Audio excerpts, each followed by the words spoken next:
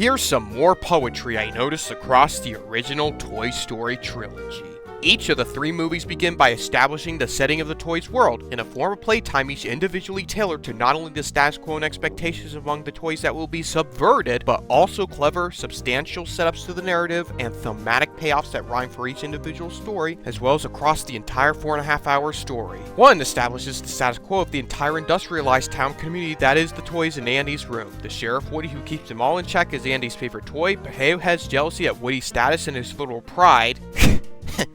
His last name funny. As a leader also shared across all the other toys, except Slinky, the sheriff's best friend, as well as any of the credit sequence off the bombshell revelation for Woody of Andy's birthday party, first lighting the trail fuse for his journey of fearing replacement, losing his friends, and learning the shared love for his kid with Buzz and the other toys. As such, learning how to make a friend. 2's grandiose scale in the form of a space mission for Buzz Lightyear obviously indicate a greater emphasis on world building for the sequel, as well as the greater quantity and scale of set pieces to come compared to the laser-focused character drama that was 1, and the first appearance of the evil Emperor Zurg, setting up the exploration of the origins for both Buzz and Woody, all as the video game cuts back to the real world when Buzz dies, to reveal that the toy version is still alive and well. Perhaps it was the juxtaposed hubris of thinking you're too good for real human connections as a toys versus Buzz being on top form, knowing full well the value of loyalty, to foreshadow that exact arc Woody undergoes. Thus, Woody resolving his arc and knowing that whilst his time with Andy won't last forever, he knows to keep a friend for the many valuable days he does have.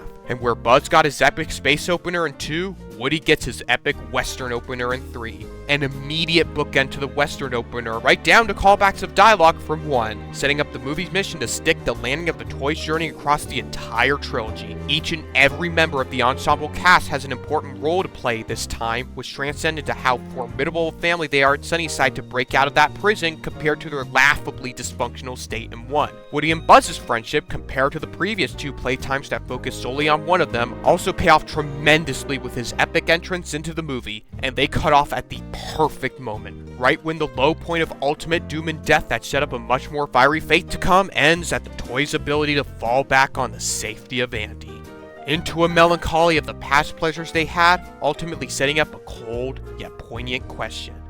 How does one let go of a friend?